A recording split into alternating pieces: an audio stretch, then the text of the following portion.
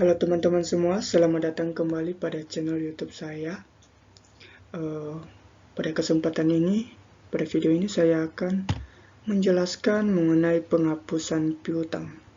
Namun sebelum kita masuk dalam penjelasan, alangkah baiknya teman-teman semua like, share, dan subscribe video ini agar video ini terus berjalan dan memberikan video-video menarik berikutnya. Nah, langsung saja kita masuk pada materi, yaitu penghapusan piutang. Sebelum kita masuk pada contoh kasus dalam perhitungannya, kita terlebih dahulu mengetahui apa sih pengertian dari penghapusan piutang. Nah, penghapusan piutang adalah suatu upaya atau tindakan perusahaan dalam menangani piutang yang tak tertagih, dan piutang tak tertagih merupakan suatu kerugian bagi perusahaan. Lalu apa penyebab daripada penghapusan atau terjadinya, atau apa sih penyebabnya perusahaan melakukan penghapusan piutang tersebut? Nah, penyebabnya diantaranya ialah debitor melarikan diri, yaitu peminjam atau yang memiliki hutang kepada perusahaan melarikan diri, kemudian meninggal, dan seterusnya adalah kebangkrutan, dan lain sebagainya. Dalam penghapusan piutang ada yang disebut dengan metode penghapusan piutang. Nah, apa saja metode-metode penghapusannya? Yang pertama adalah metode cadangan atau metode tidak langsung. Metode tidak langsung adalah metode di mana piutang yang tak tertagih dicadangkan terlebih dahulu sebelum menerima kepastian untuk dihapuskan karena gagal bayar. Kedua, yaitu metode langsung. Metode langsung ini adalah metode di mana piutang tersebut akan dihapuskan sebagian ataupun sepenuhnya karena gagal bayar.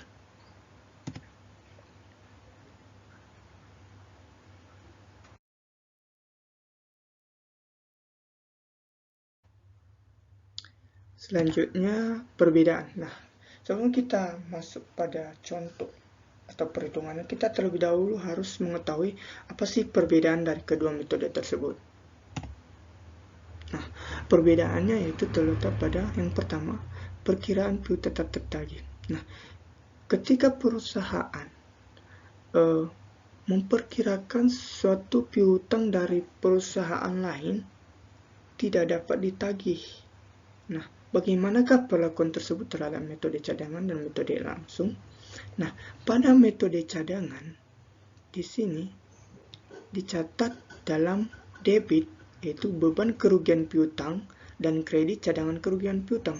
Sedangkan pada metode langsung tidak di jurnal, karena metode langsung itu langsung pada piutang yang tidak dapat dihapus, yang tidak dapat ditagih, maksudnya yang tidak dapat ditagih, tidak lagi dicadangkan.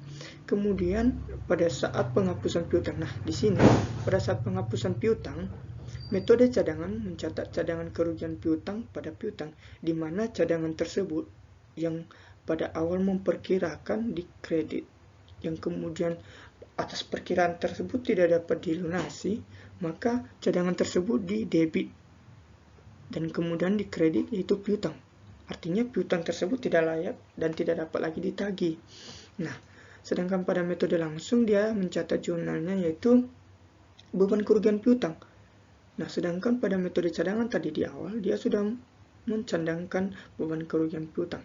Nah, jika misalkan piutang atau perkiraan tersebut, ya, perkiraan piutang tersebut yang tidak dapat ditagih, kemudian ada informasi dari perusahaan bahwa piutang tersebut dapat ditagih, maka jurnal ini kemudian dibalik, di mana cadangan kerugian piutang tersebut, ya, di posisi kredit menjadi debit dan posisi beban kerugian piutang menjadi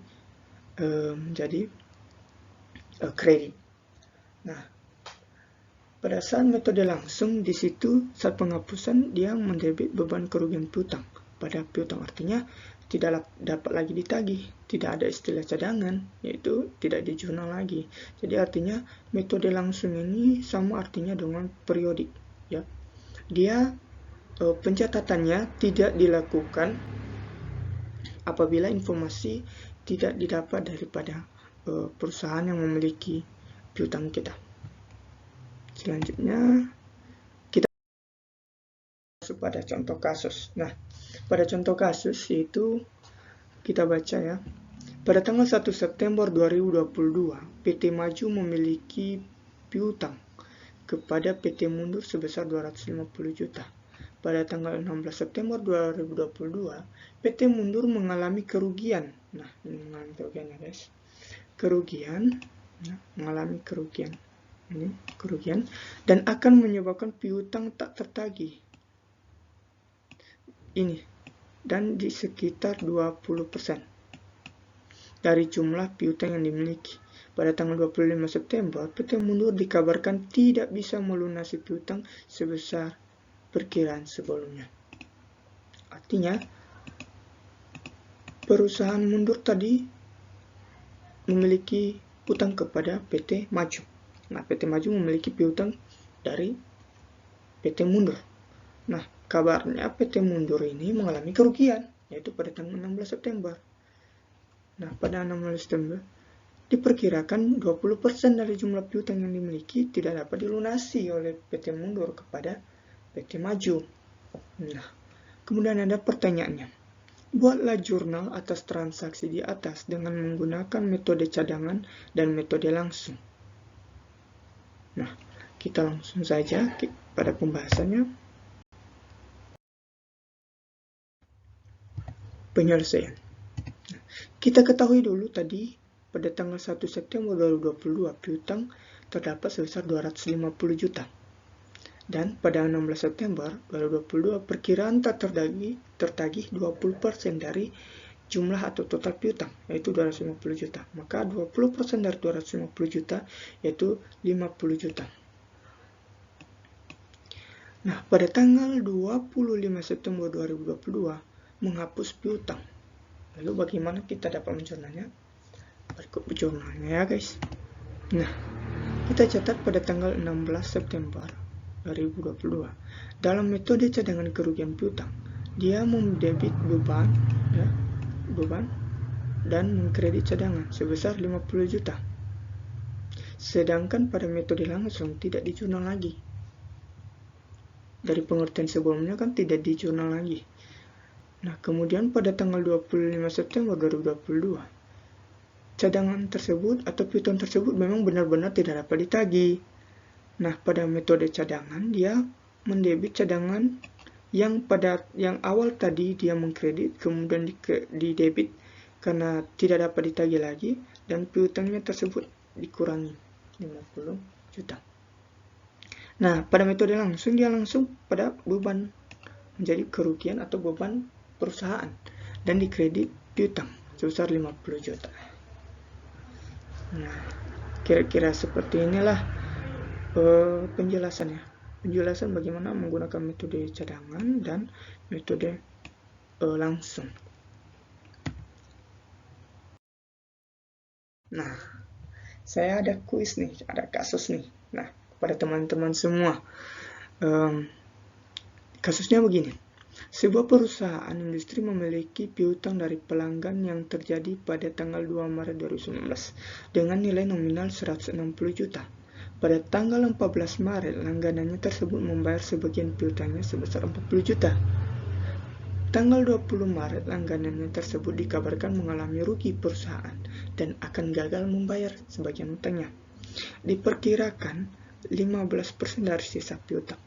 Pertanggal 31 Maret, pelanggan tersebut menginformasikan bahwa piutang tersebut tidak dapat dilunasi sebesar perkiraan.